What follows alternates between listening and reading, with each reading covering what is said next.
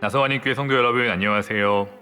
6월 30일 화요일 오늘의 말씀은 시편 135편 15절에서 21절입니다. 제가 읽겠습니다.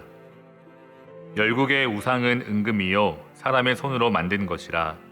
입이 있어도 말하지 못하며 눈이 있어도 보지 못하며 귀가 있어도 듣지 못하며 그들의 입에는 아무 호흡도 없나니 그것을 만든 자와 그것을 의지하는 자가 다 그것과 같으리로다. 이스라엘 족속아 여호와를 송축하라. 아론의 족속아 여호와를 송축하라. 레위 족속아 여호와를 송축하라. 여호와를 경외하는 너희들아 여호와를 송축하라. 예루살렘에 계시는 여호와는 시온에서 찬송을 받으실지어다. 할렐루야. 아멘. 어제 말씀에서 시편 기자는 하나님을 찬송했습니다. 잠시 어제 말씀을 생각하면 하나님께서는 세상을 창조하시고 다스리십니다. 그리고 하나님께서는 이스라엘을 선택하셨고 애굽에서 구원하셨습니다. 그뿐 아니라 하나님께서는 이스라엘을 젖과 꿀이 흐르는 가나안, 약속의 땅으로 인도하셨습니다. 가나안 땅의 백성들을 정복하고 그 땅을 이스라엘 백성에게 주셨습니다. 이 얼마나 놀라운 은혜인가요? 그런데 사랑하는 성도 여러분, 안타깝게도 이스라엘 백성은 가나안 땅에 정착해 농사를 지으며 수많은 우상을 섬기게 됩니다.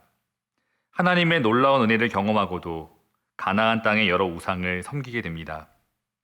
우리는 이 같은 이스라엘의 행동을 이해할 수 없습니다. 하나님의 은혜를 경험하고도 어떻게 우상을 섬길 수 있을지 이해되지 않습니다. 가나안 땅의 신들은 하나님과 다르게 각자 그 형상을 가지고 있었습니다. 사람들은 각 우상의 형상을 금이나 은 같은 보석으로 만들었습니다. 그러나 설령 금이나 은으로 만들었다 해도 그 우상은 사람이 만든 작품에 불과합니다. 각 우상의 형상은 사람과 동일하게 입과 눈 그리고 귀를 갖고 있었습니다. 그러나 입이 있어도 말할 수 없었습니다. 눈이 있어도 볼 수 없습니다. 귀를 갖고 있어도 들을 수 없습니다. 우상은 호흡할 수 없습니다. 그럼에도 불구하고 이스라엘 백성들은 살아계신 하나님을 뒤로하고 어떻게 여러 각종의 우상을 섬겼을까요? 말할 수 없는, 들을 수 없는, 숨쉴 수 없는 우상을 숭배하며 그 앞에 엎드려 절했을까요? 이스라엘 백성들이 하나님을 떠나고 수많은 우상을 섬긴 이유는 세속적인 욕망 때문이었습니다. 예를 들어 시족 단위로 농업과 목축을 주된 업으로 삼았던 고대 사회에서는 다산, 즉 자녀를 많이 출생하는 일이 가장 중요했습니다. 자녀만이 아니라 기르는 가축이 새끼를 많이 낳는 일, 곡식과 나무가 열매를 많이 맺는 일, 이것이 제일 중요했습니다. 그래서 가나안 땅의 신들은 모두 남녀가 한 쌍을 이루고 있습니다. 이 신들은 모두 풍요와 다산을 관장하는 신들이었습니다. 이 가나안 땅의 대표적인 신 바알을 예로 들면 이 가나안 사람들은 1년에 한 번 이 바알이 땅과 혼인하는 절기마다 의식을 행했습니다. 바알 신을 섬기는 남녀 사제들이 이 종교적인 매춘 행위를 하며 풍요와 다산을 기원했습니다. 이스라엘 백성들, 비록 그들은 하나님을 믿고 스스로 하나님의 백성이라고 자부했지만 그들 마음 안에도 역시 다산과 풍요를 향한 욕망이 있었습니다. 이 땅에서 더 큰 기업을 세워가고 더 풍요로운 삶을 누리고 싶은 욕망이 그들 안에 있었습니다.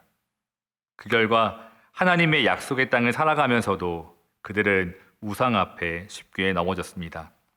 사랑하는 성도 여러분, 우리 안에는 이러한 잘못된 세속적 욕망이 없을까요? 아니, 과연 그 누가 나는 전혀 이 세상에 대해 욕심이 없다고 말씀하실 수 있나요? 안타깝게도 우리는 그럴 수 없습니다. 며칠 전 한 신학교 교수님께서 개인 SNS에 이런 글을 올리셨습니다. 입으로는 신앙을 말하고 이상을 말하지만 나는 유명세, 존경, 돈, 권력, 사랑을 갈망합니다. 그런 것들을 얻기 위해 너무 많은 생각을 하고 또한 얻지 못해 얼마나 많은 걱정과 불안함으로 시간을 보내며 살고 있는지요. 나는 행복한 삶이 아니라 행복하게 보이는 삶을 위해 온갖 노력을 하고 살고 있습니다. 그렇습니다. 우리 중에 그 누구도 하나님을 부정하는 사람은 없지만 반대로 또 우상으로부터 100% 자유한 사람도 없습니다. 제가 성경을 읽을 때 이해할 수 없는 사람 가운데 한 사람이 바로 야곱의 아내 라헬입니다. 특별히 야곱이 외삼촌 라반의 집을 떠날 때 이 라헬의 행동은 잘 이해되지 않습니다. 창세기 31장을 보시면 이 라반의 집을 떠날 때 라헬이 아버지의 우상 드라빔을 훔칩니다. 비록 이 일이 아버지에게 발각되지는 않았지만 이로 인해서 야곱의 가정은 큰 어려움을 겪을 뻔했습니다. 사랑하는 성도 여러분, 왜 라헬은 아버지의 신 우상 드라빔을 훔쳤을까요? 아시다시피 야곱의 가정은 하나님을 섬기는 가정입니다. 그런데 그 가정에 왜 드라빔이 필요할까요? 과연 라헬은 드라빔에게 무엇을 기대했을까요? 이 라헬의 모습이 쉽게 이해되지는 않지만 어쩌면 오늘 우리의 모습도 라헬과 크게 다르지 않을 수도 있습니다. 하나님을 믿는다고 하면서도 세상의 우상을 품고 살아갑니다. 그 우상을 바라보며 내 영혼이, 내 인생이 안전하다고 느끼며 살아가고 있는지도 모릅니다. 사랑하는 성도 여러분, 우리가 진정 하나님만 의지하며 하나님만 바라보며 살아가고 있는지 알 수 있는 한 가지 척도가 있습니다. 바로 찬양입니다. 오늘 우리의 입술에, 우리의 삶 속에 과연 하나님을 찬양하고 있는가입니다. 오늘 우리가 읽은 시편 19절 이하의 말씀을 보시면 계속 반복되는 단어가 무엇인가요? 바로 송축하라입니다. 이 명령이 계속해서 반복되고 있습니다. 성도 여러분, 우상에게 마음을 뺏긴 채 우상을 섬기며 살아가는 삶 속에는 찬양의 자리가 없습니다. 우상으로 인해 진정으로 하나님을 찬양할 수 없습니다. 예를 들어 세상에서 무언가를 성취하고 무언가를 얻었을 때 절대 하나님을 찬양하지 않습니다. 하나님을 찬양하기보다 도리어 자신의 이름을 높입니다. 반대로 무언가를 잃어버리고 실패하고 넘어졌을 때 역시 하나님을 노래하지 찬양하지 않습니다. 한편으로는 하나님을 원망하고 또 다른 한편으로는 자신의 안전을 보장해 줄 수 있는 무언가를 찾는데 급급할 뿐입니다. 반면에 하나님을 바라보며 하나님만 신뢰하고 오직 하나님을 섬기는 사람들은 세상의 성공 앞에서도 박수소리 가운데에서도 잠잠히 하나님을 바라봅니다. 하나님의 이름을 높입니다. 하나님의 놀라우신 은혜를 찬양합니다. 반대로 실패하고 넘어졌을 때에도 동일합니다. 세상에서의 실패와 상실이 쓰리고 아프지만 우리의 생명 되시고 내 삶의 전부 되시는 주님을 찬양합니다. 주님의 날개 아래, 보호하심 아래 있음을 믿기에 어떠한 상황 속에서도 찬양합니다. 오직 주님 한 분만을 기뻐하며 주님을 찬양합니다. 사랑하는 성도 여러분, 여러분의 삶 속에는 정말 찬양이 있으신가요? 지금까지 내 삶을 돌아봤을 때 찬양한 적이 없다면 이제부터, 오늘부터 다시 하나님을 바라보며 찬양하기 원합니다. 만약 지금 내가 찬양할 수 없고 그저 주저앉아 울 수밖에 없다면 지금 우리의 영혼을 향해 명령하기 원합니다. 내 영혼아 여호와를 송축하라. 내 영혼아 여호와를 송축하라. 사랑하는 성도 여러분, 말씀드린 바와 같이 찬양은 우리의 믿음의 척도입니다. 동시에 저는 그 찬양의 능력을 믿습니다.